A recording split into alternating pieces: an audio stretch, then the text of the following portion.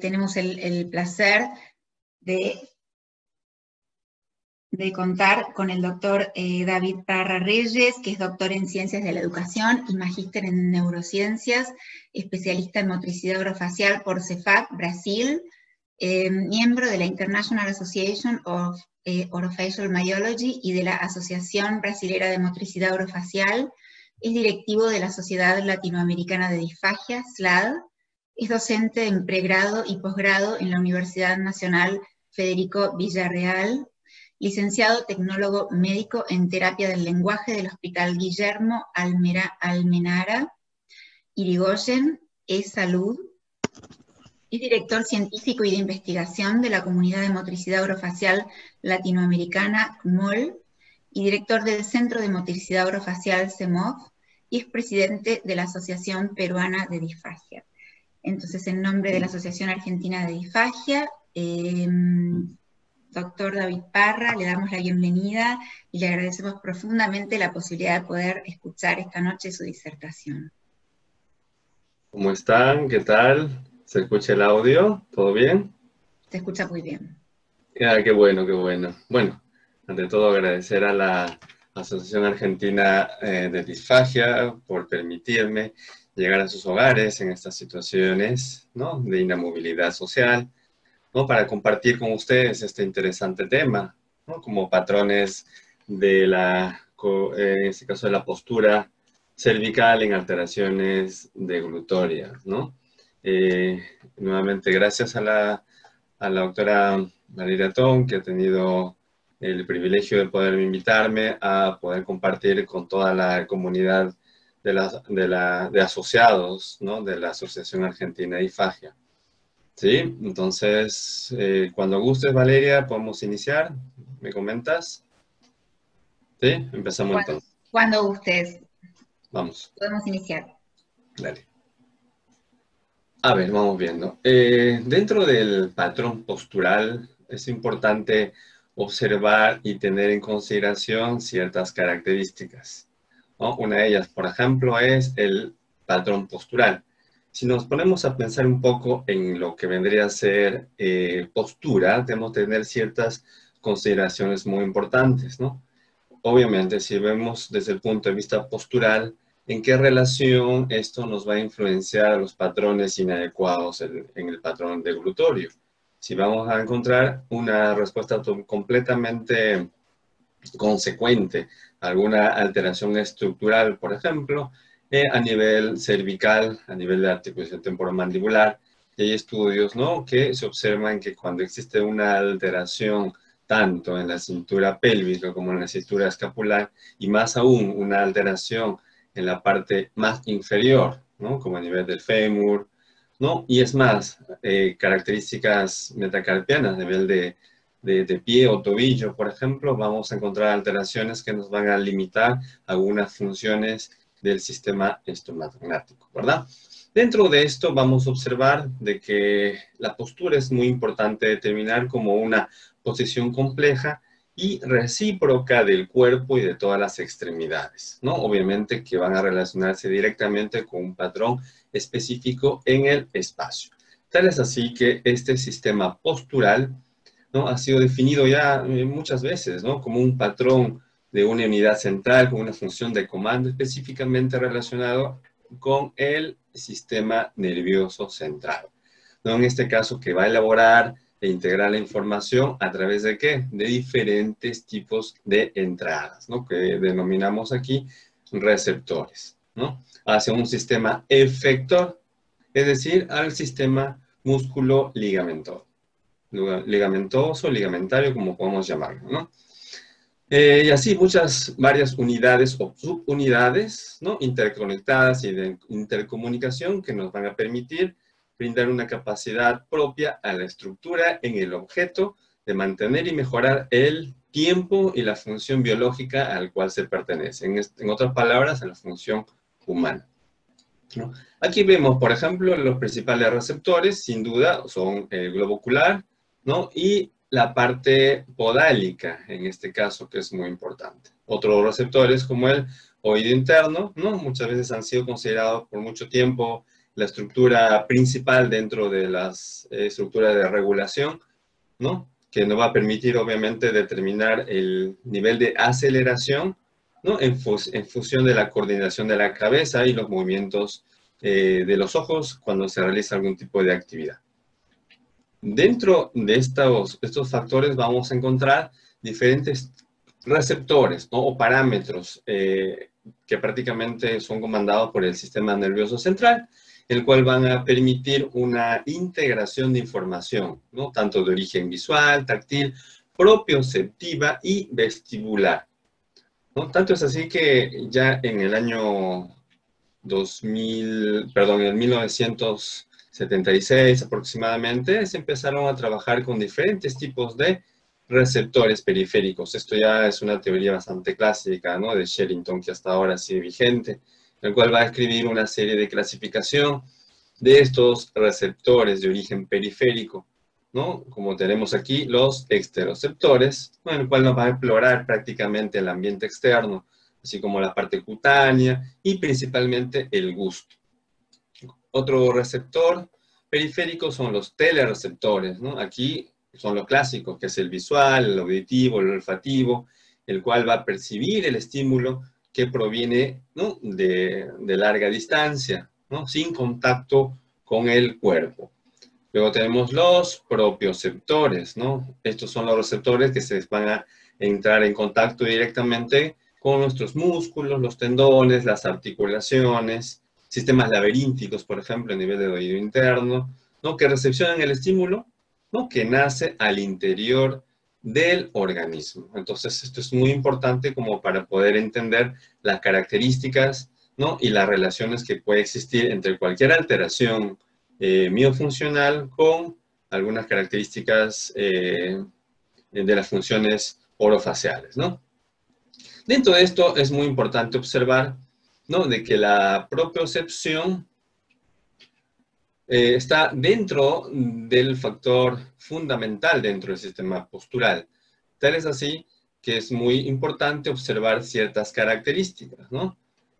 Por ejemplo, aquí tenemos, ¿no? Que la propiocepción y el feedback neuromuscular están relacionados, ¿no? Y que principalmente van a representar impulsos aferentes de origen primario, ¿sí? Estos van a llegar, obviamente, al sistema nervioso central. Aquí tenemos, ¿no? El cual son elaborados a través de experiencias sensoriales, pero una vez que llega al sistema nervioso central, ¿no? Esto va a adquirir diferentes tipos de componentes. Por ejemplo, aquí tenemos dos componentes muy importantes dentro del sistema de propiocepción.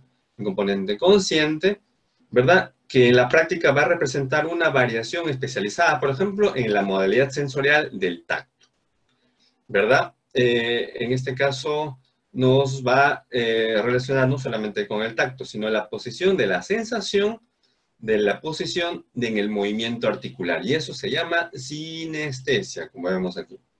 Por otro lado, tenemos el componente inconsciente, ¿no? Aquí va a estar definido por una arquipropiocepción. ¿Qué significa una arquipropiocepción?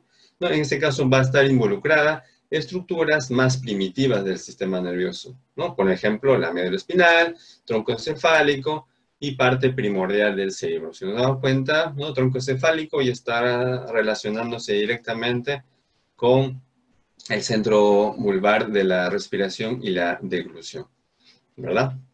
Dentro de estos factores también es muy importante observar de que estos componentes relacionados a la propiocepción nos van a permitir tres funciones fundamentales. Una de ellas es, por ejemplo, sostener la cabeza, ¿no? Y el cuerpo contra la gravedad. Mantener el centro de la masa alineado al interior de la base de apoyo, como dice aquí, y establecer las partes del cuerpo que actúan principalmente como estabilizadores. Ahora, no dejamos solamente en componentes, ¿no? Si estas tres características funcionales, ¿no? Vamos a tener diferentes ajustes posturales también. Y estas son respuestas de tipo rápidas, moduladas principalmente por un aprendizaje y mediadas por los receptores vestibulares, propioceptivos musculares también, y algunos aferentes visuales. Estamos hablando de estas características, ¿verdad? Por ejemplo, aquí, el forward, ¿no? Que es muy importante, principalmente a nivel muscular, que nos va a permitir, ¿qué cosa? ¿No? La parte de la co-contracción. Esto va a referirse directamente a actividades preprogramadas o anticipatorias, ¿no? En el cual previenen el trastorno o la alteración que generan ciertas respuestas, ¿no? Que pueden desestabilizar muchas veces el mantenimiento de la estabilidad. Luego, el feedback, que es más conocido, esto se va a dar a través de una compensación, ¿no? De aquellos estímulos sensoriales tras una pérdida fundamental de equilibrio, por ejemplo. Entonces, nos quedamos como con contracción. En este caso, prácticamente no existiría una unidad antagonista de relajamiento, por ejemplo, ¿no? Y esto nos pone una fase de alerta, en fin, de observar algún tipo de respuesta que nos puede estar manteniendo algún tipo de movimiento, ¿no? Que genera tal vez algún tipo de sobreesfuerzo o una conservación del sistema de este mecanismo, ¿verdad? Y como inervación recíproca, ¿no? Aquí vamos a observar ciertas características que nos va a permitir ahorrar o inestabilizar el cuadro de energía, ¿no? Esto es más que todo relacionado a un sistema específico, sobre todo en pacientes neurológicos, ¿no? Si son infantiles, mucho mejor. Dentro de estos formantes vamos a encontrar, ¿no? De que este sistema postural tenemos ciertas características, como vemos en la imagen del lado derecho, que vendría a ser una postura. Y siempre hablamos de adecuada, más no de normal, ya que la normalidad, tanto a nivel orofacial como a nivel estructural corporal, no existe, ¿no? Se menciona siempre, ¿no? De que es preferible denominarse como adecuado o inadecuado, o en este caso adaptativa, como vemos en la imagen del lado izquierdo. Entonces, una postura adecuada vendría a ser un equilibrio totalmente estático y dinámico que nos va a permitir un adecuado funcionamiento de nuestro patrón muscular a nivel general, principalmente en el complejo orofacial. Dentro de ello, si tenemos una alteración, ¿no? Se va a producir una alteración postural con ello, ¿no? El organismo va a buscar, ¿qué cosa? Una adaptación al nuevo sistema de estabilización muscular. Por ejemplo, aquí tenemos, ¿no? Unas rodillas rotadas, una pelvis inclinada. Consecuentemente, vamos a ver el patrón de rotación que puede existir a nivel corporal y posteriormente a nivel cervical. Entonces son componentes que se van a ir readaptando y esto es lo que vemos gran parte de nuestros pacientes, ¿no? Entonces la importancia de observar como un todo, que es lo que prácticamente nos va a definir lo que son los patrones posturales dentro del proceso de rehabilitación integral de nuestros pacientes. Y dentro de ello vamos a determinar, por ejemplo, la coordinación motora. Es un tema muy interesante, ¿no? El cual se va a basar en un concepto muy importante en el cuerpo, que el cuerpo humano está organizado principalmente en cadenas. ¿Qué cadenas? Osteomiofaciales, ¿no? Unidas que prácticamente entre sí, como vemos en esta imagen del lado derecho, ¿no? Que tiene un mismo sentido y que tiene obviamente una tensión que muchas veces se puede distribuir a lo largo de la concatenación o de estas uniones de los músculos, ¿no? Pasando de una cadena a otra a través de puntos claves que son las articulaciones, ¿verdad? Entonces, es muy importante determinar. Ahora, con respecto a lo que son las unidades articulares, ¿no? Prácticamente está comandada por los miembros superiores, los miembros inferiores y una a nivel del tronco, como vemos aquí, ¿verdad? Entonces, son características que nos van a permitir formar diferentes tipos de rotaciones y movimientos, tanto de flexión como extensión, ¿sí? Y no se olviden que acá tenemos un centro de rotación muy importante, que vendría a ser la articulación temporomandibular, ¿verdad? Entonces, vemos aquí, nuevamente, ¿no? El resultado como si fuese un movimiento helicoidal, ¿verdad? Como una expresión de la tendencia de aquellos movimientos de rotación y de traslación de una manera tridimensional. Aquí tenemos las cadenas musculares que estábamos comentando, ¿no? Y ya se han propuesto desde hace mucho tiempo estas, ¿no? Que es La anteroposterior, posteroanterior, anteromediana, posteromediana, anterolateral y posterolateral. Todas estas cadenas prácticamente van a gobernar la coordinación del cuerpo sobre el plano antero-posterior, ¿no? De mirada anterior y mirada posterior.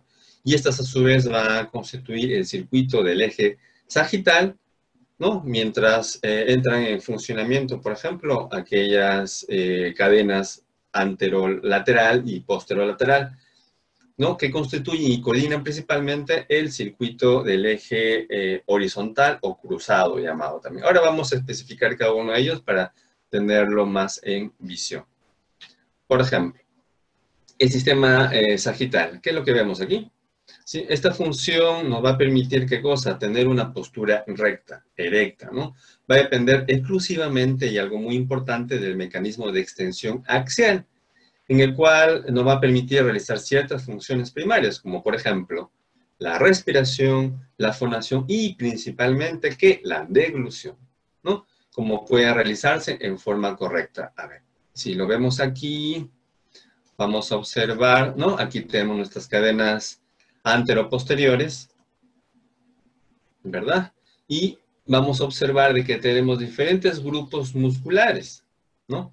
Solamente puse aquí la parte mediana del tronco hacia la parte superior, en el cual nos van a relacionar directamente con los músculos masticatorios. Llámese la parte posterior de la cabeza, los músculos que permiten la estabilización, ¿sí? Los intercostales, que se relacionan directamente con la respiración. Y aquí vemos, ¿no? Algunos músculos relacionados al macizo facial, ¿no? Por ejemplo, los músculos oculares, ¿no? Los depresores de los elevadores y depresores del ángulo de la boca, ¿verdad? Y otros músculos que se relacionan directamente. Entonces, todos estos componentes son muy importantes, puesto que van a determinar, vuelvo a repetir, el sistema sagital, ¿no? Antero-posterior, ¿no? Vamos a ver. Luego tenemos aquellas cadenas anteromediales, ¿no? Entonces, aquí vemos diferentes grupos musculares, por ejemplo, en donde ya van a verse incluidos los pterigoideos, ¿no? En este caso, el pterigoideo interno o medial, los músculos faringios, supra, infraoideos, principalmente para el acto de la masticación, que es la fase inicial del proceso deglutorio. Vemos aquí el esternocleidomastoideo, que nos va a permitir, obviamente, hacer rotaciones en el patrón postural. Y aquí vamos viendo ya ciertas características, ¿no? En proceso en cuadros de rehabilitación, por ejemplo. Si tenemos una alteración en la cadena anteromedial, difícilmente este paciente va a poder hacer, por ejemplo, lateralizaciones con el cuello. Consecuentemente, va a tener dificultades también en adoptar ciertas maniobras o posturas en pacientes adultos que sí lo requieren para favorecer su acto deglutorio, por ejemplo, ¿no?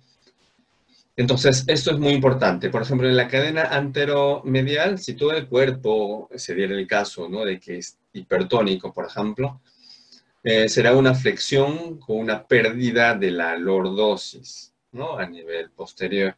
Y la pelvis en retroversión, que es lo que más o menos menciona en el cuadro unas referencias específicas. Además, no solamente eso, el sacro, ¿no? Que está verticalizado. Esto lo vemos muchas veces en pacientes disfágicos que están relacionados, por ejemplo, a enfermedades neurodegenerativas, tipo el Parkinson, ¿verdad? Aquí las extremidades superiores, tanto superiores e inferiores, están en una rotación interna y en aducción, ¿no? En el cual los músculos se van a componer de una cadena prácticamente ineficiente en función de característica funcional. Dentro de ello también observamos, ¿no? La cadena posteromedial, en el cual, por ejemplo, si se retrae todo el cuerpo, ¿no?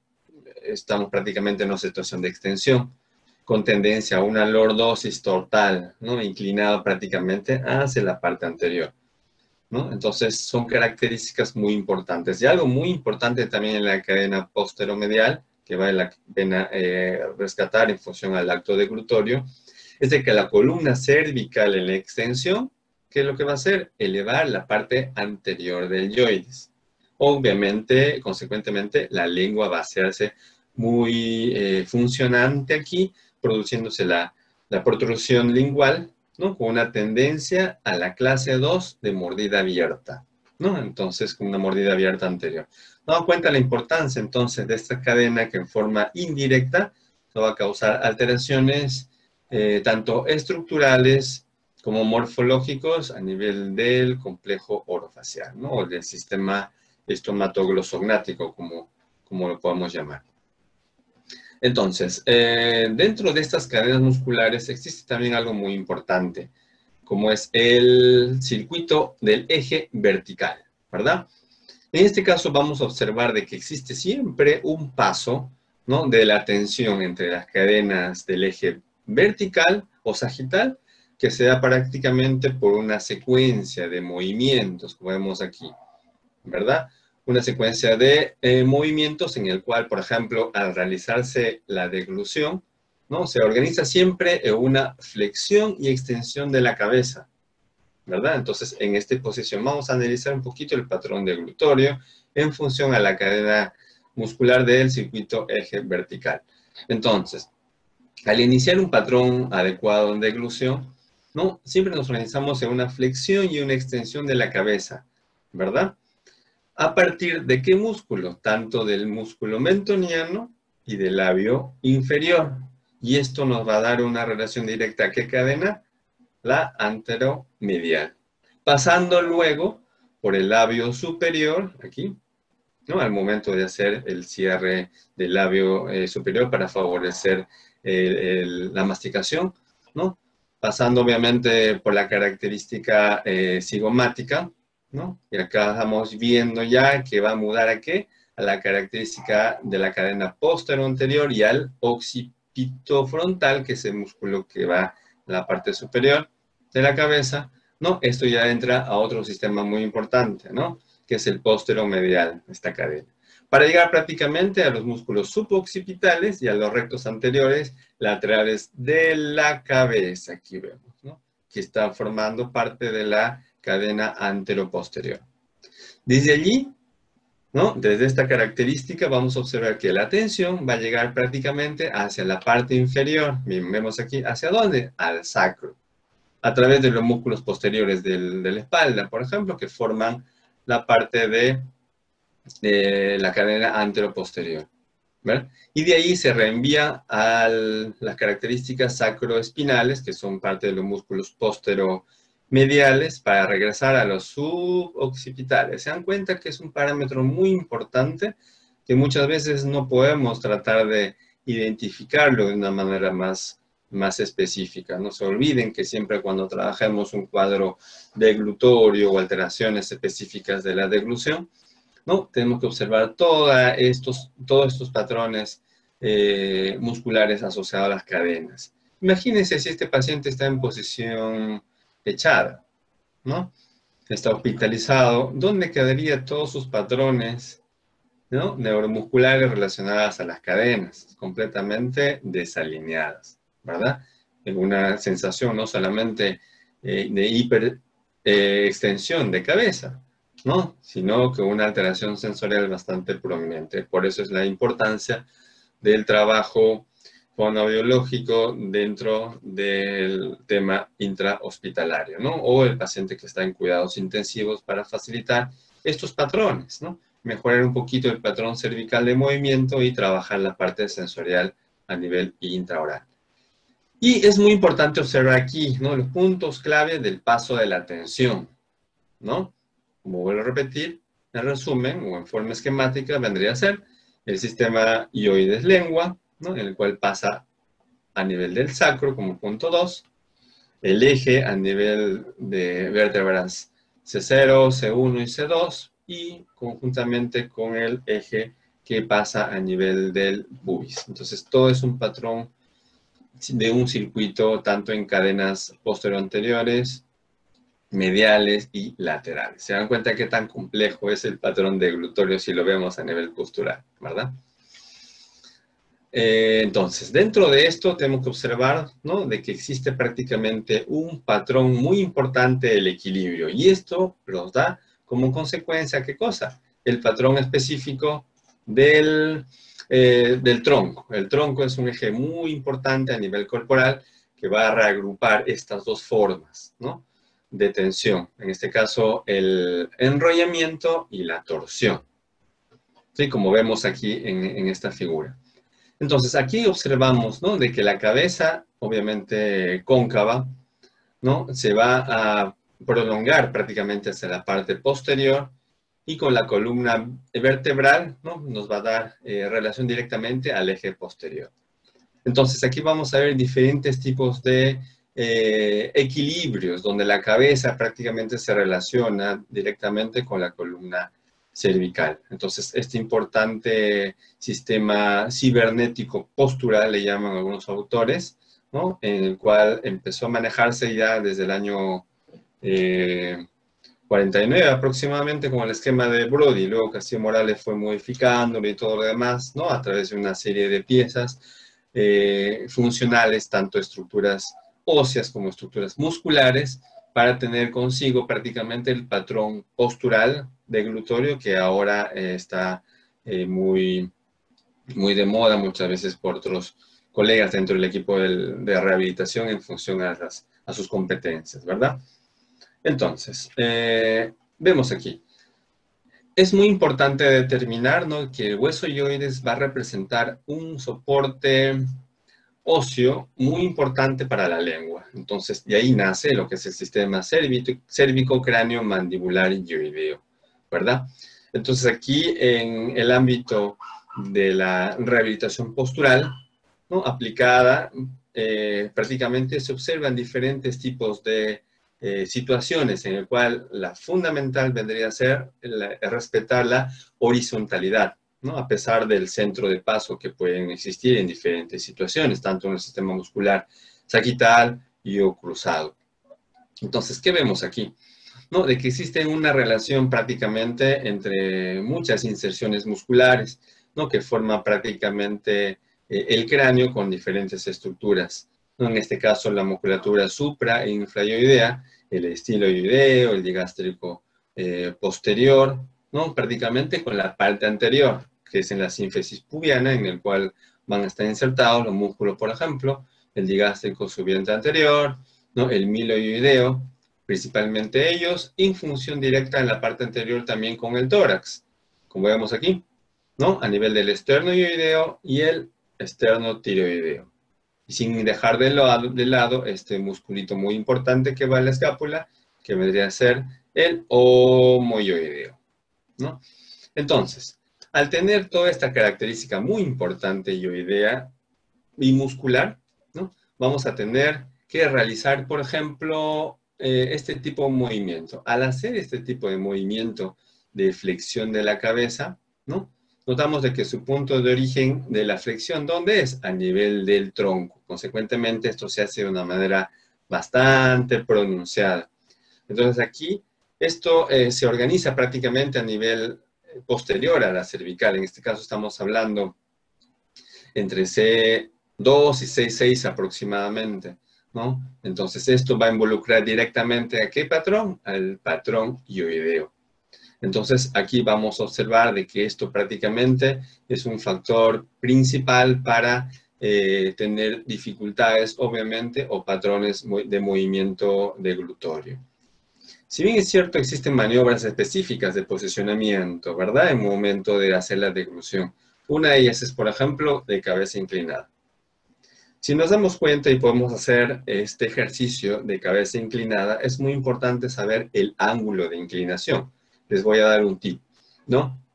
Por ejemplo, al hacer el ángulo específico de inclinación, si vamos por una curva de mayor extensión hacia la parte inferior, vamos a notar, ¿no?, de que si queremos pasar la saliva, ¿qué sucede? Va a existir una limitación bastante importante, cosa que muchas veces no nos dicen en las referencias bibliográficas. Entonces, ¿qué es lo que se recomienda? La mano, colocar la mano en, a ver, déjame ver cómo está, aquí está. Colocar la mano en esta posición, ¿verdad? De manera que nos limita prácticamente el patrón de hiperflexión, de manera que se produzca un acto deglutorio adecuado, ¿verdad? Entonces, esto nos va a facilitar en cierta medida favorecer los patrones específicos de deglución, modificando este este ejercicio, ¿no? De una manera más específica, de manera que no alteremos el patrón postural que estamos preservando. Dentro de este sistema también vamos a observar que existen una serie de situaciones específicas relacionadas directamente con la musculatura. ¿Qué musculatura? ¿No? La musculatura facial, ¿verdad? La musculatura faríngea, la musculatura suprainfraoidea, que ya lo hemos mencionado, ¿no? Principalmente la faríngea y del circuito específico relacionado a los músculos del velo del paladar y los músculos linguales, ¿no? Entonces, se dan cuenta que es muy importante relacionarse todo esto con el sistema postural. Entonces, aquí vemos de que prácticamente todas las reacciones de funcionamiento cervicales se van a relacionar directamente por cadenas musculares anteromediales y posteroanteriores, principalmente en el acto facial. ¿Qué opinamos con respecto al siguiente grupo muscular, ¿no? Que son el sistema cruzado? Entonces, si vemos en estas figuras, vamos a encontrar, ¿no?, que son músculos que se relacionan con el sistema estomatoglossognático, como el massetero, el pterygoide interno, ¿verdad? Que son características fundamentales para favorecer el acto de elevación de la mandíbula. Con él es una parte muy importante del patrón de la masticación. Igual que el temporal, el pterygoide externo, si se dan cuenta, son músculos complementarios, pero están en sistemas diferenciados, ¿no? O cruzados, como estamos viendo en este caso. Entonces, dentro de estas dos cadenas, vamos a encontrar, por ejemplo, los grupos musculares relacionados a la cadena anterolateral y posterolateral, ¿no? Entonces, por ejemplo, en la anterolateral vamos a encontrar, ¿no?, una flexión bastante acentuada, ¿no?, con respecto a lo que es el tórax en el momento de la aspiración, por ejemplo. Aquí se presentan los hombros caídos y anteriorizados, etc. Si vamos dándonos cuenta, ya estamos hablando un patrón postural muy importante denominando, o que denomina prácticamente el niño con síndrome de respiración oral, que muchas veces va asociado a alteraciones propias en la deglución, ¿verdad? Entonces, son características muy importantes que vale la pena rescatar. Entonces, aquí los tenemos. Dentro de ello, vamos a encontrar un circuito muy importante relacionado directamente a lo que es la cara. Notamos de que cada movimiento, por ejemplo, de una extremidad, en este caso inferior, no puede ser estudiado prácticamente sin considerar una ejecución compleja y viceversa, ¿no? Si encontramos un patrón neuromuscular facial, no podemos dejar de lado la parte inferior. Entonces, siempre es muy importante observar de que estas ejecuciones, tanto a nivel de cara como a nivel, por ejemplo, de los pies, ¿no?, va a ser una ejecución completa de cabeza a los pies y de los pies a la cabeza. Es muy importante observar.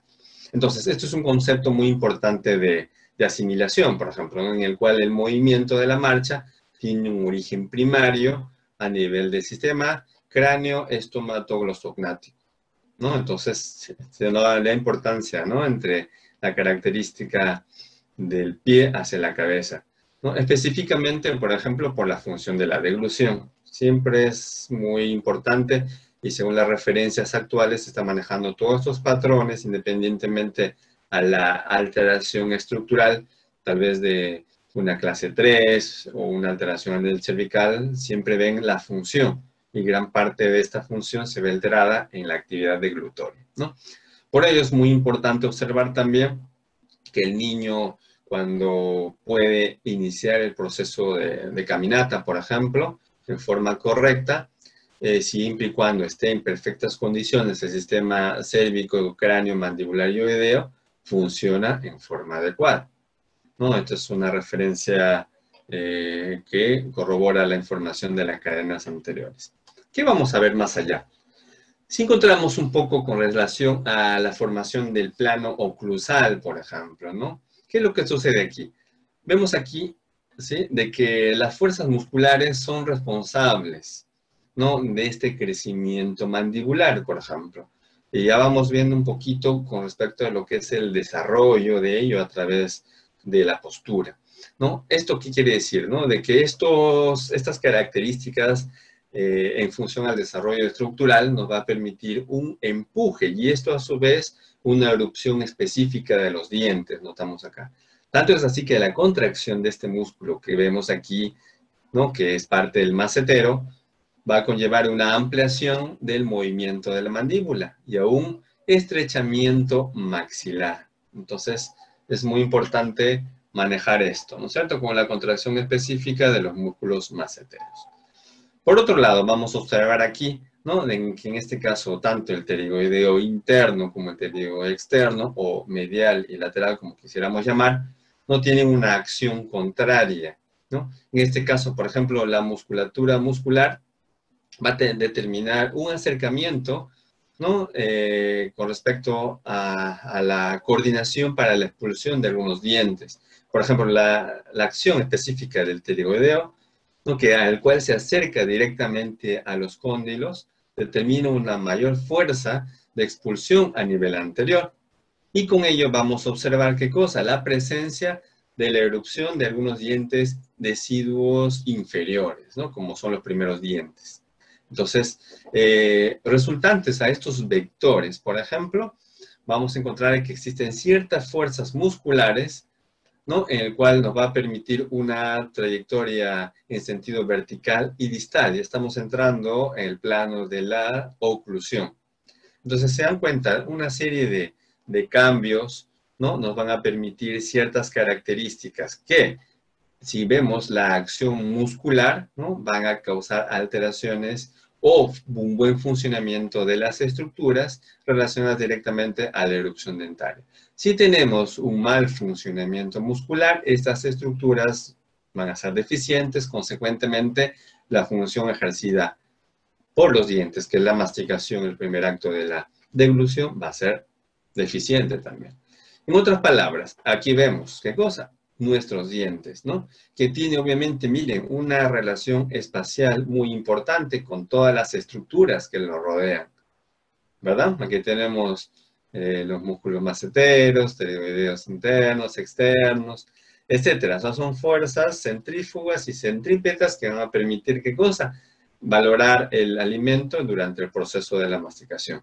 En este caso, va a ser un resultado de fuerzas antagonistas, ¿verdad? A las cuales está sometido y prácticamente va a orientar la búsqueda en relación a la forma y función que puede ser muchas veces integrado en la actividad masticatoria. Entonces, es muy importante también observar y trabajar de una manera multidisciplinaria. ¿Con quién? Con el ortopedista funcional de los maxilares, ¿no? Aquí en Perú, en Argentina también, ¿no? Tenemos estos profesionales que nos van a permitir trabajar ya desde muy niños, ¿no? Directamente en relacionar el trabajo dentario para producir, ¿qué cosa? Cambios a nivel de las estructuras. Y ahí tenemos que iniciar con el trabajo de regulación a nivel orofacial y del sistema estomatoglossognático para también colaborar en la activación o regulación de estos grupos musculares. A ver, ¿qué vemos aquí? Aquí vemos, por ejemplo, un plano coronal de la cara donde se observan los dientes y la lengua, parte de los músculos suprayoideos y parte de la nariz también. Aquí vemos, ¿no? Que los dientes se erupcionan posicionándose dentro de un corredor muscular. ¿Y cuál es ese corredor muscular? Aquí. Este corredor formado por la lengua y la musculatura de las mejillas, ¿verdad? Que es el mecanismo bucinador. Y por delante, ¿qué está? Los labios. Entonces es muy importante observar esto, ¿no? De que tiene que existir un equilibrio entre las fuerzas. Entonces, este equilibrio entre las fuerzas, ¿no? Puede estar relacionado directamente al patrón masticatorio, en el cual va a formar, miren aquí, una doble hélice que tiene como centro superficial el plano oclusal, obviamente a nivel de los dientes. Y esta expresión de aquellas fuerzas que son aplicadas, ¿no? Se van a ver de una manera tridimensional como vemos en esta diapositiva anterior, ¿verdad? Entonces, estos cruces helicoidales que vemos aquí, ¿verdad? Vamos a tener ciertas curvas, ¿no? Que ocurren prácticamente a nivel de las suturas del maxilar, por ejemplo, ¿no? Entonces, por ahí vemos, ¿no? Que si tenemos una alteración en el maxilar, como es el caso, por ejemplo, de los niños con fisura nasolabio alveolo-palatinas, ¿no? Que vamos a tener una alteración funcional en el paladar. ¿Cómo están sus dientes de estos chicos, ¿no? Totalmente giroversados, están prácticamente impactados estos dientes, o muchas veces con una ausencia bastante importante. Entonces, es muy importante también determinar esto, ¿no? Entre el primer y segundo molar posteriores, ¿no? Va a ser una guía muy importante para el patrón específico de la oclusión. En este caso, trayendo como consecuencia, en caso que así se amerite, ¿no? La clase 2 y la clase 3 de Angel. Entonces, son importantes estas compensaciones bajo un estímulo funcional adecuado. Entonces, si se dan cuenta, ¿no? Esta teoría es prácticamente relacionada a las estructuras de los ortodoncistas, en el cual le llaman la teoría de oclusión esférica, ¿no?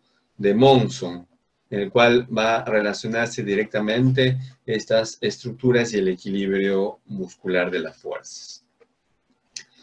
Si vemos, ¿no? Existen diferentes tipos también de fuerzas, no solamente la fuerza que produce a nivel del diente, ¿no? Tenemos otras fuerzas que se relacionan directamente también con el acto directamente oclusal. Quiere decir, cuando ya existe el cierre de la mandíbula, en el acto de conjunción entre dientes superiores e inferiores. Entonces aquí vamos a tener un eje muy importante dental longitudinal, ¿no? En el cual van a converger en el mismo punto situado prácticamente a nivel nasal, ¿no? Del punto de la glabela, ¿no? Hacia la parte nasal, que relaciona directamente con la característica de todos los dientes. Entonces estas fuerzas, ¿no? Resultantes de las fuerzas musculares, tanto axiales, maxilares y mandibulares, ¿no? Va a pasar prácticamente por esta estructura, que es la apófisis cristagalli, ¿no? A nivel etmoidal, que va a representar un punto de ataque anterior de la hoz del cerebro directamente. Entonces, nos preguntamos, ¿no? ¿Por qué los vectores de estas fuerzas musculares descargan en este punto? ¿Qué es lo que mencionan? Miren acá, estas fuerzas, ¿no? En este caso, la direccionalidad de los dientes, ¿no? En el cual son vectores específicos de una fuerza muscular en el cual van a participar directamente los dientes a través de la biomecánica dentaria y craneal general, en el cual obviamente vamos a tener diferentes tipos de estructuras y fuerzas que se van regulando a través de ¿qué? De la masticación. Por eso es muy importante determinar el patrón de masticación cuando corresponde hacer este patrón, ¿no? Y es más, hay situaciones en las cuales viene un paciente con alteraciones en la deglución, por ejemplo, ¿no? Entonces, uno piensa, ¿no? Diferentes tipos de cuadros de alteraciones en la deglución que puede haber. Entonces, al momento de hacer la evaluación intraoral, nos damos por sorpresa de que tiene ausencia en piezas dentarias o tiene prácticamente unos dientes postizos o prótesis dentarias, ¿no? Si nos damos cuenta, la prótesis dentaria no tiene plano oclusal adecuado, simplemente son piezas totalmente rígidas, ¿verdad? Entonces, esto va a limitar también el patrón de propiocepción masticatorio y mandibular. Entonces, ¿qué es lo que vemos aquí? Por ejemplo, una postura y en relación directamente a la función lingual. Entonces, miren acá, ¿no? Si tenemos una postura adecuada en relación directa a un patrón anormal, ¿verdad? ¿Dónde vamos a ubicar el foco, el punto focal del equilibrio postural, ¿no?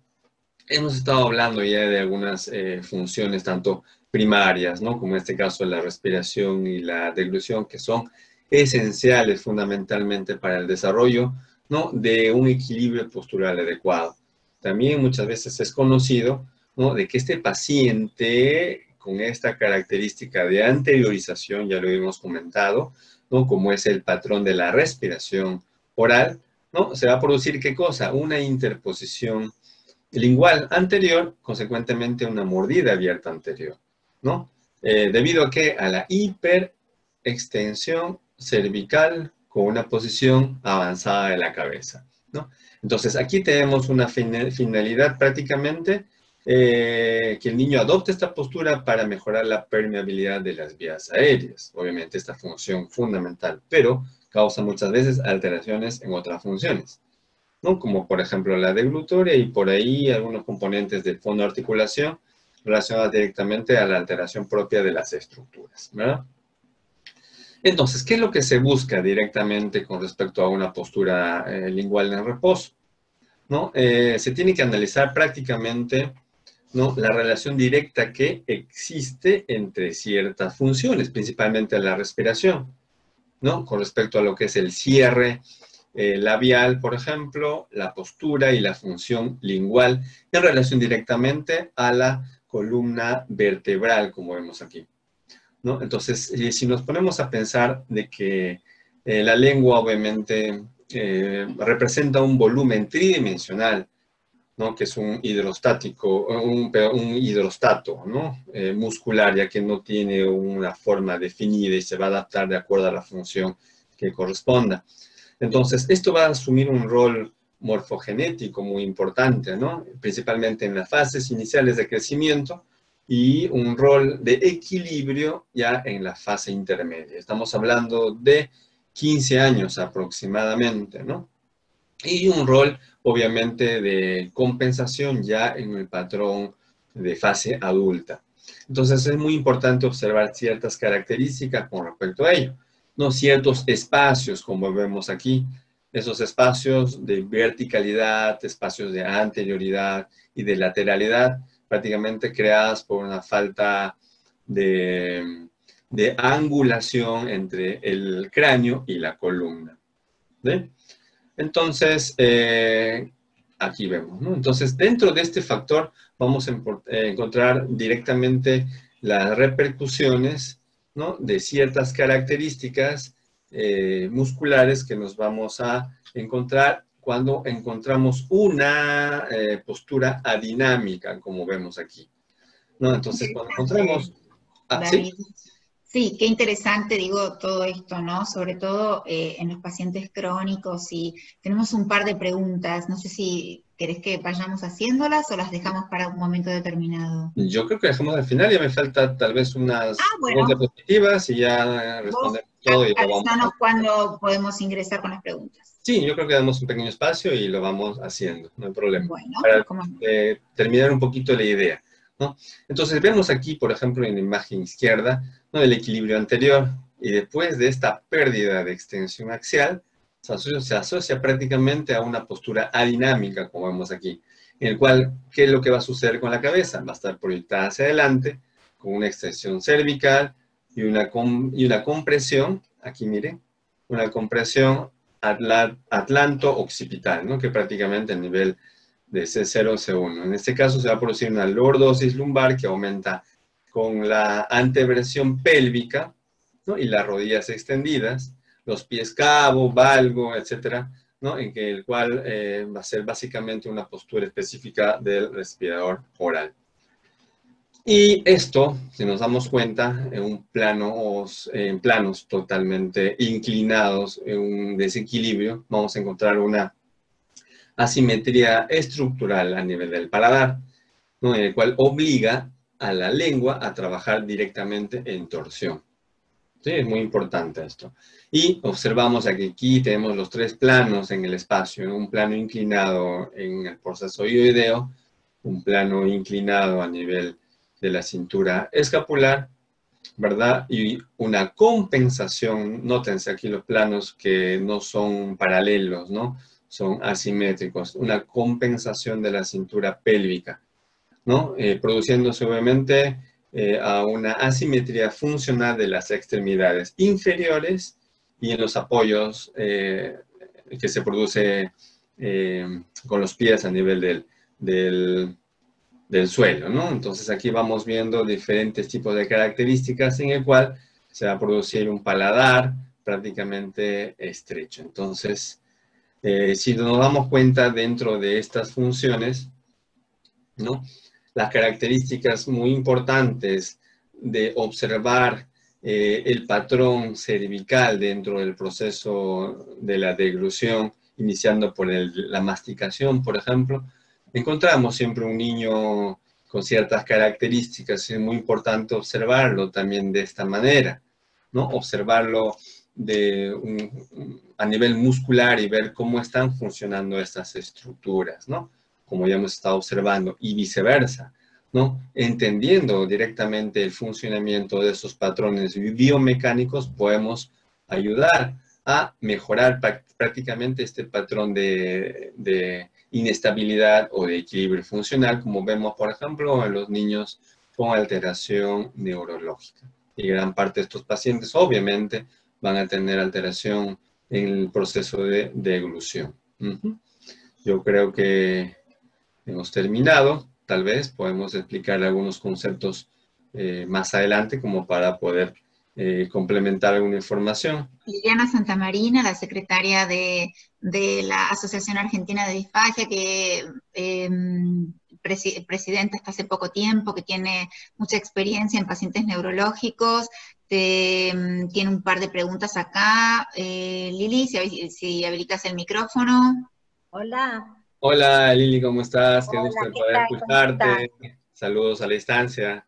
Bueno, gracias, David. Bueno, realmente me pareció muy buena toda la explicación de todo lo que son las estructuras y cómo se van desarrollando. Sabemos la importancia de la relación forma-función de estas estructuras. Está muy claro para entender lo que va sucediendo con estos pacientes neurológicos, para aquellos que trabajamos con esto. Me pareció muy bueno toda la explicación, pero nosotros, o sea, también trabajamos en conjunto muchos con terapia ocupacional y kinesiología, cuando trabajamos en rehabilitación, donde ellos también colaboran y muchísimo, posturando al paciente, donde nos van a ayudar a favorecer el trabajo de todas estas válvulas, ¿no? Para que puedan funcionar correctamente. Yo lo que quería preguntar era si ustedes contaban con el trabajo de los terapistas y kinesiólogos, y además quería saber qué experiencias tenías en el manejo de la cabeza de los niños, cómo los posturás por esta caída hacia adelante o hacia atrás, ¿no? De los chiquitos con lesiones cerebrales, cómo los posturabas en el momento de alimentación. A ver, es muy importante lo que menciona Lili. Gracias por la pregunta, muy interesante, y eso da paso a poder complementar la práctica de ahora, ¿no? ¿En qué sentido? Por ejemplo, mencionaste dos colegas muy importantes dentro del patrón de rehabilitación, ¿no? ¿Qué es lo que hacemos prácticamente? Que sí, ¿no? Está normado a nivel internacional, en el cual la ayuda del kine o de fisioterapia o del terapeuta físico aquí en Perú es un trabajo muy importante que realizan, al igual que los colegas de terapia ocupacional. Entonces es un trabajo totalmente integrado, y lo que realizamos, en este caso para pacientes neurológicos, es la coterapia. ¿Qué quiere decir la coterapia? Es trabajar, por ejemplo, en simultáneo, ¿no? Me dio algo en función al trabajo, por ejemplo, de los tres profesionales en simultáneo. ¿Qué quiere decir con esto? Por ejemplo, si tenemos en este caso de este paciente, ¿no? Vemos con un cuadro de espasticidad bastante importante. Entonces, ¿qué es lo que se hacía anteriormente? El kinesiólogo buscaba ciertos patrones de equilibrio, ¿verdad? De relajación, a través de sus técnicas específicas. El paciente prácticamente estaba en un patrón adecuado, postural, como para poder continuar otra terapia. Pero cuando rompía este patrón, ¿verdad? En el momento de que, por ejemplo, la mamá ingresaba y lo pasaba a trasladarlo a su continuación terapia fonoaudiológica, por ejemplo, este niño inmediatamente le salía todos sus reflejos tónicos cervicales asimétricos, consecuentemente llegaba a la terapia de fonoaudiológica para hacer la actividad de alimentación y deglución, y estaba en este patrón de hiperextensión, refleja y todo lo demás. Entonces, ¿qué es lo que se ha propuesto? Trabajar en simultáneo. ¿Qué quiere decir con esto? ¿No? Mientras que el terapeuta físico o kinesiólogo está trabajando en la colchoneta, haciendo sus inhibiciones reflejas corporales, nosotros trabajamos en simultáneo, haciendo el trabajo a nivel de cintura cervical y cabeza, a través del complejo ioideo. Y mientras que el colega de ocupacional tal vez estaba trabajando un poquito en relación al trabajo postural y la compensación a través de utensilios específicos, como por ejemplo la coordinación ojo, mano y boca para lograr este patrón de alimentación en aquellos chicos que pueden hacerlo, ¿no? Pero principalmente he trabajado con kinesiólogos en este proceso de coterapia. Eso sería lo ideal. Y si no tenemos esa posibilidad de hacer el trabajo en simultáneo, sugiero utilizar, digamos, un ambiente específico solamente para el paciente. En otras palabras, por ejemplo, gran parte de los colegas y hospitales tienen diferentes tipos de áreas y que cada uno está con un ambiente en particular. No tenemos ahí área de fonoaudiología, área de kinesiología, área, etc. Entonces, lo que el paciente es prácticamente una persona que va de ambiente en ambiente. Entonces, en ese cambio de ambiente en ambiente, este paciente se desestabiliza. Entonces, lo que se realizó, por ejemplo, tener un ambiente específico para el paciente en el cual entra el kinesiólogo, realiza el trabajo, lo pone en una posición específica, tal vez en una silla boba.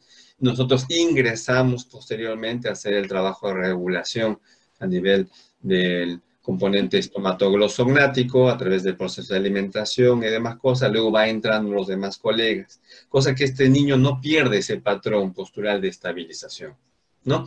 Entonces, más o menos lo que puedo comentar con respecto a la experiencia. No sé si ha podido responder a tu pregunta. Entonces, es un trabajo muy integrado con todo un equipo multidisciplinario, pero hay que adaptarnos también en función a las características, ¿no? O también enseñar a la mamá, que prácticamente a la mamá o cuidador, ¿no? Porque gran parte de nuestras mamitas sucede aquí en Perú, de que no lo llevan a este pacientito a sus terapias, ¿no? A sus actividades de rehabilitación, sino hay una persona adicional que para con ellos y porque tiene un poco más de disponibilidad de tiempo. Entonces hay que trabajar directamente con esta persona, enseñándole maniobras fáciles de poder realizar también, ¿no? En el cual no perdure el proceso de rehabilitación a lo largo del tiempo. Entonces, a colaborar todos. David, aquí también lo que usamos, o se usa terapia ocupacional, adaptaciones blandas, cuestión de que ese patrón, porque es real, uno está trabajando con el niño en un momento determinado, en una situación especial, pero ese nene va a su casa y bueno, se perdió todo porque siempre va a prevalecer esos patrones anómalos, ¿no? Bueno, otro detalle es muy importante, hablando del tema de control postural. Si bien es cierto, es muy importante esto en el proceso de alimentación, principalmente en el acto inicial de masticación. Entonces, siempre es muy importante utilizar ambas manos. Es una de las últimas maquetas que realicé como para poder explicar el patrón de trabajo postural, ¿no? En función a las musculaturas supra e infraioideas. Entonces, aquí vemos al cráneo. A ver, déjeme ubicarlo mejor, que pesa un poco, pero espere. Vamos a hacer espacio aquí. Ahí está. A ver. Aquí tenemos. Entonces, al tener este patrón específico, entonces lo que realizo siempre es muy importante, ¿no? Trabajar en función con la mano no dominante, en el cual permite, ¿qué cosa? La estabilización cervical del paciente. Entonces, siempre es muy importante no agarrar directamente en partes blandas y musculares, simplemente a nivel óseo. Siempre se recomienda a nivel de la parte posterior, ¿sí? A nivel de la apófisis mastoides, que son gran parte de los grupos de inserción muscular a nivel posterior. Entonces, fijamos aquí y tenemos este patrón del brazo que nos va a permitir estabilizar, ¿qué cosa?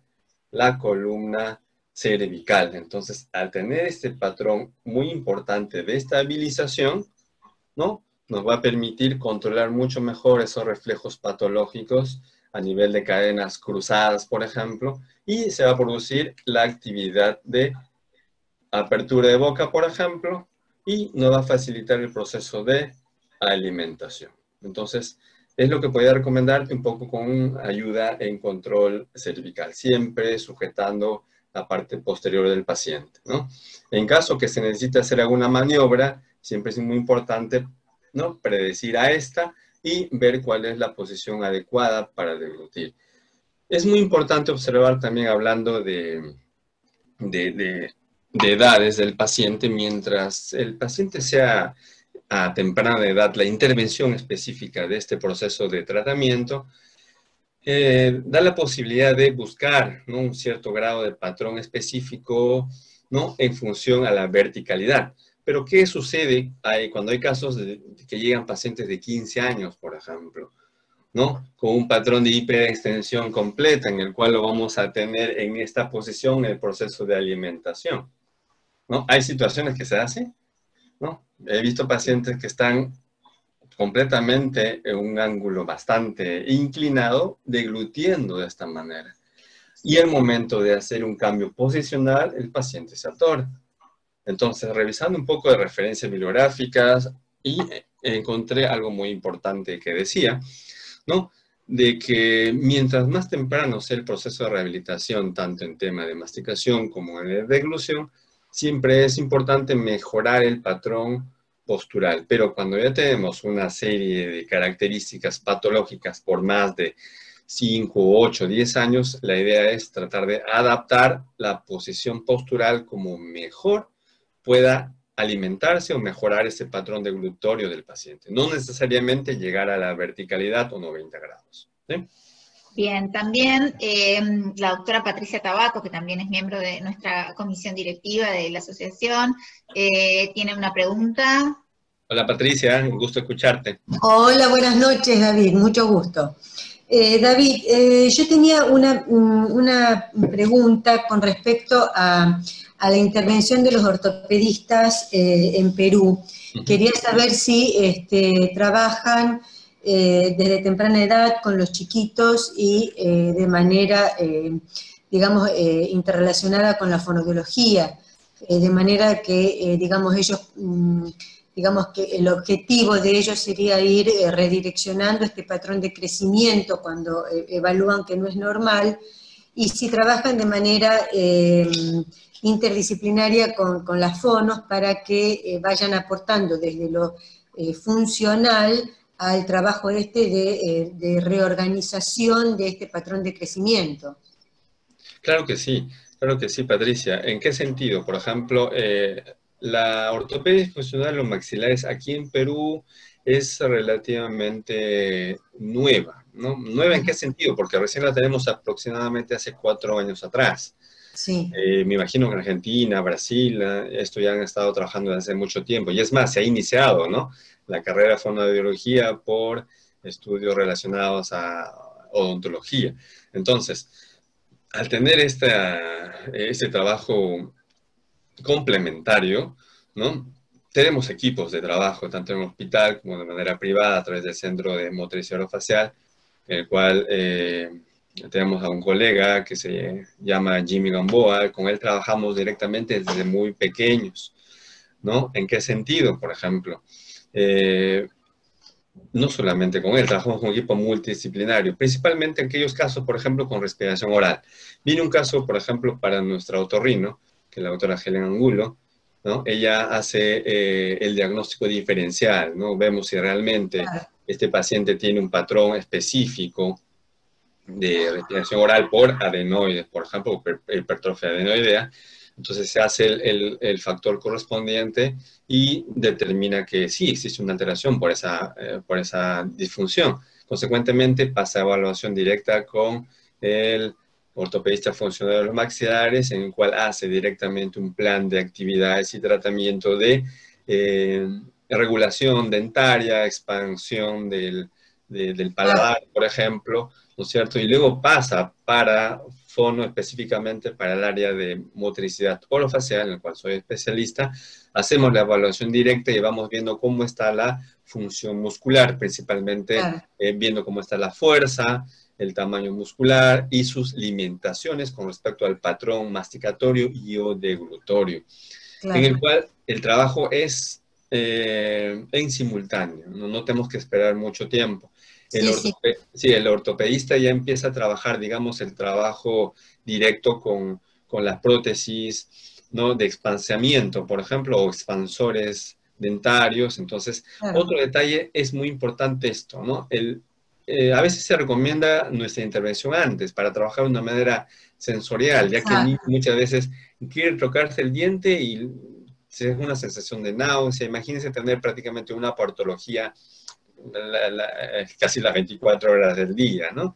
Entonces causa un cierto rechazo. Entonces tenemos que trabajar primero la adaptación, ¿no?, a través de estructuras sensoriales, trabajando los receptores del sistema estomatoclosognático inicialmente, igual que los dentarios, que nos va a permitir adaptar la prótesis que queremos, ¿no? Y es todo un proceso de trabajo. Adaptación, claro. Sí, nosotros aquí en la Argentina hay un grupo de trabajo muy importante que son muy funcionalistas, los ortopedistas. Hay distintas corrientes, ¿no?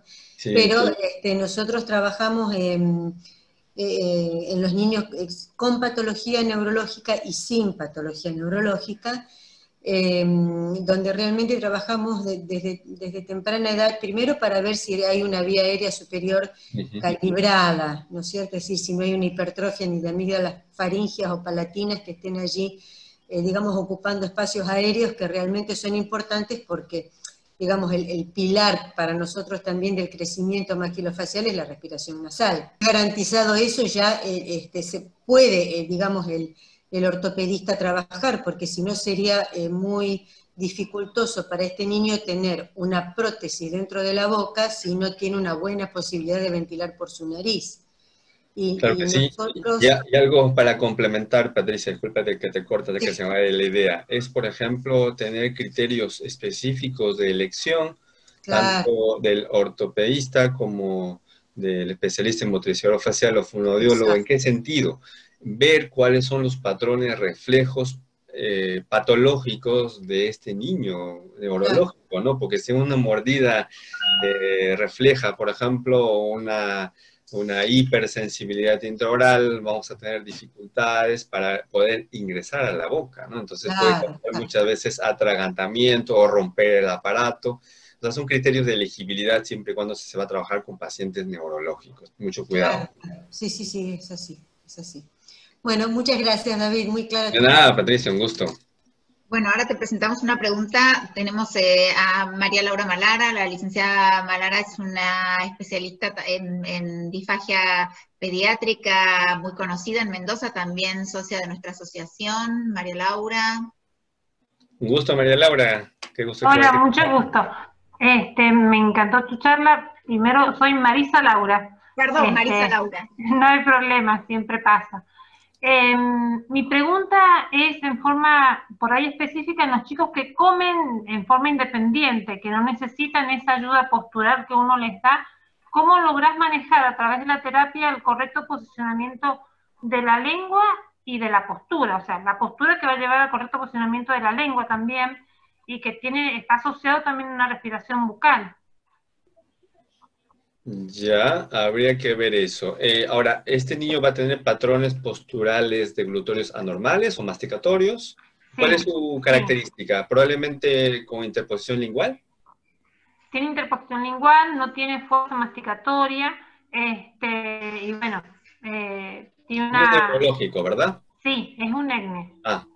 Entonces, hay que tener mucho cuidado con esto. Mire, mi experiencia en función a eso y lo que nos dice la evidencia es tratar de ver el nivel de potencial del trabajo de este paciente. O sea, qué tan eficiente puede ser su alimentación después de la terapia, porque gran parte de estos chicos lastimosamente no van a llegar a un 100% con respecto al nivel de eficiencia masticatoria y deglutoria.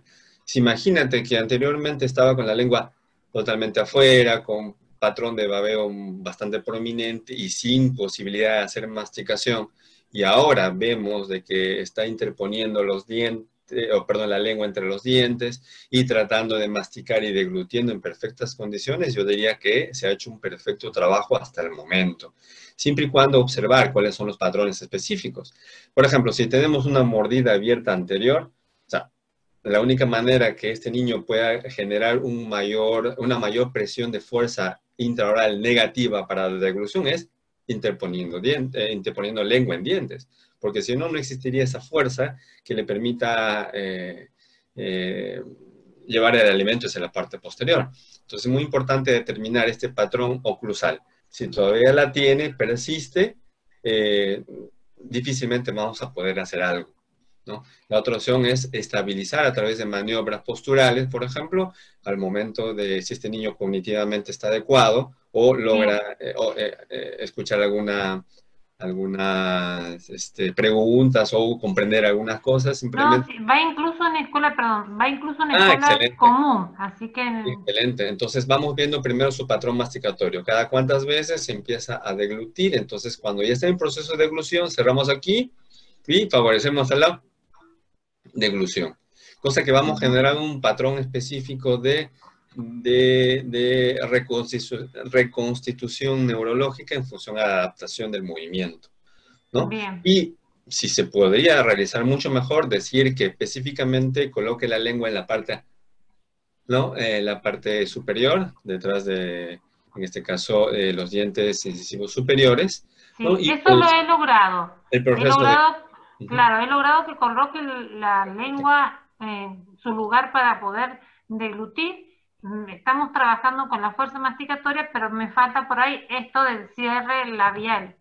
Eso facilita un poquito la cosa. El detalle es que, como te voy a repetir, es muy importante tener en claro la fuerza intraoral que permita que obviamente vaya el alimento hacia la parte posterior, que es la negativa. Entonces, si tiene aquí los labios abiertos, la única manera es que la lengua vaya hacia la parte anterior para que genere esa fuerza. Entonces, si cerramos manualmente los labios, esa fuerza va a existir. Entonces, la lengua ya no va a tener la necesidad de proyectarse para facilitar este movimiento. Eso te podría recomendar. Y eso se logra, obviamente, con la concientización hasta que logre tener el patrón adecuado. Y la otra recomendación podría ser es de que haga un paso forzado en la deglución. Quiere decir de que cuando ya estás a punto de deglutir, Juan, por ejemplo, ya estás a punto de deglutir, entonces cierra con fuerza los dientes y pasa la comida, ¿no? Entonces esto hace que cambie un poquito el patrón deglutorio en la parte anterior y facilite, obviamente, el paso en la parte de la fase faríngea de la deglución. Entonces, son estrategias que se pueden aplicar mientras dure el patrón, obviamente, de rehabilitación. Perfecto, muchísimas gracias. De nada, Marisa. Laura. Bien, David, la doctora Yuri, bueno, que todos la conocen también, de la comisión directiva de la Asociación Argentina, te va a hacer una consulta también. Doctora Yuri, qué gusto de poderla escuchar, todo un honor tenerla aquí. Mi pregunta es, ¿a qué edad se refieren cuando hablan de atención temprana? En equipo interdisciplinario, desde el punto de vista respiratorio, ¿a qué edad se están refiriendo? Más que edad, digamos, es la atención oportuna que se brinda al paciente, ¿no? Por ejemplo, podemos tener un niño recién nacido, por ejemplo, ¿no? Que tiene atención específica en proceso de, o se vista, ¿no? A tener una alteración neurológica o un patrón de alteración en el proceso de succión, por ejemplo. Es ahí donde determinamos específicamente que este paciente necesita una atención inmediata, oportuna o temprana, ¿no? ¿Qué es lo que sucede muchas veces a nivel de Perú, por ejemplo? De que muchas veces las mamás son primerizas y lastimosamente son muy jóvenes, ¿no? Tienen entre 20, 18 años, 16 años, que prácticamente su primer niño, están con todo el temor de tenerlo. Y es más, ¿no? El niño llora demasiado y es más, ni siquiera pregunta lo que es el Apgar, ¿no? Simplemente lo ve sanito, en movimientos adecuados, y al momento de darle el pecho o el proceso de amamantamiento o succión, ¿no? ve de que este niño está succionando muy pasivamente, ¿no? Pero para ella, como es primeriza, no pasa desapercibido hasta que llega a la consulta a los 3, 4 años, por ejemplo, con una alteración impresionante en el proceso de deglución, por ejemplo, que este paciente tragaba todo solamente sin necesidad de hacer la masticación, y por ahí se observaban ciertos patrones de alteración refleja. Y a la mamá se le preguntó, pero ¿no se dio cuenta de esto? No, no me di cuenta porque es mi primer niño y yo lo vi muy bien. Entonces, es aquí donde ya perdemos este patrón de atención. Entonces, obviamente, se tiene que hacer el proceso de atención, pero vamos viendo en función a sus niveles de potencial de desarrollo.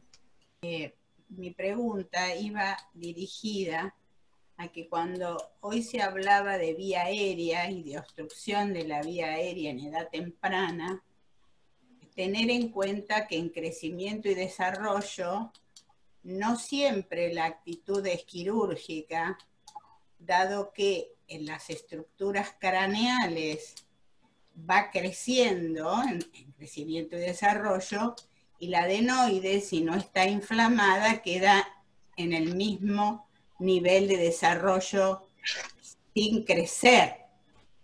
Entonces, nosotros en Argentina somos muy cuidadosos de decidir tempranamente una cirugía obstructiva, ya sea amigdalina o adenoidea, si tener claro que ese niño todavía está en un proceso de crecimiento y que necesita estabilizar sus defensas.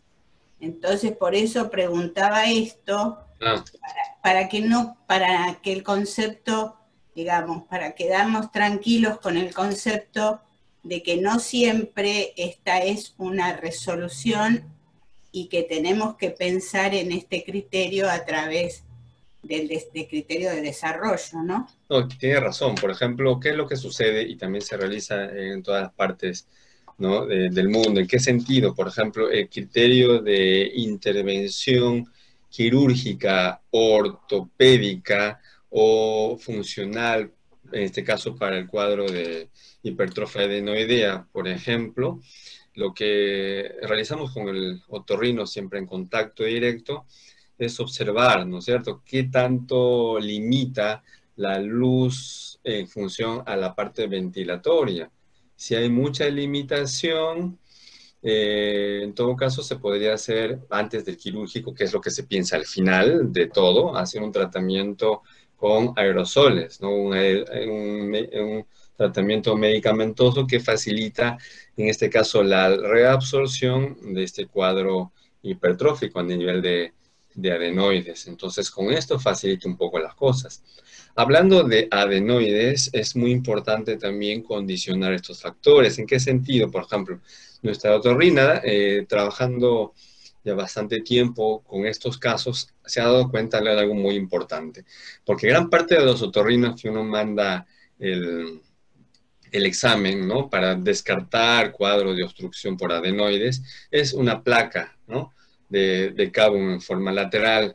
Entonces, ahí se observa directamente si existe la presencia o ausencia o limitación de la luz ventilatoria.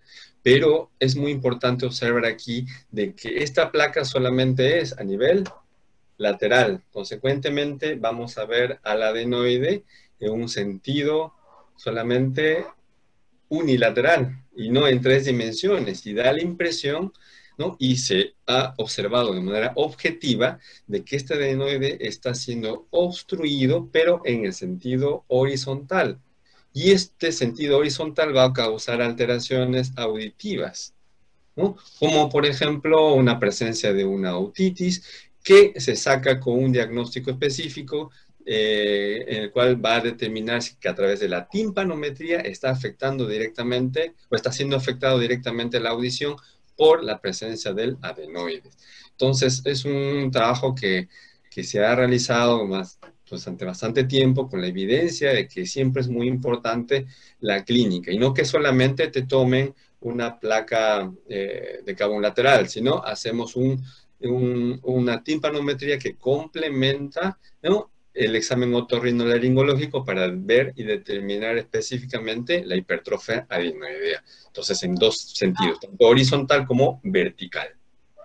Sí, la basal, que es lo que permite de alguna manera ver el diámetro del rodete de Passavant, porque es lo que permite a las paredes laterales lo que nosotros estamos observando, cuando lo vemos en función, o como tú dices, en esta visión que tenemos del adenoides, que puede ser a través de la fibroscopía o la mirada, claro, es distinta a la placa de Kabum. Lo que pasa que cuando la placa de Kabum, dependiendo de la edad, lo más importante es saber en la edad del paciente pequeño, tenemos un tiempo de crecimiento y desarrollo que nos permitiría analizar una mirada más tranquila y trabajar más sobre las funciones y no sobre las estructuras, porque al mejorar la función también mejora toda la estructura. Eso es lo que, como concepto, digamos, compartiendo esto que vos decís, lo más tempranamente, pero con algunas cosas que nos ponga límites a ser demasiado rígidos, ¿no? Sino ir a la clínica permanente que sigue siendo soberana. Claro que sí, doctora Yuri, un placer compartir con usted y sus comentarios muy bien definidos.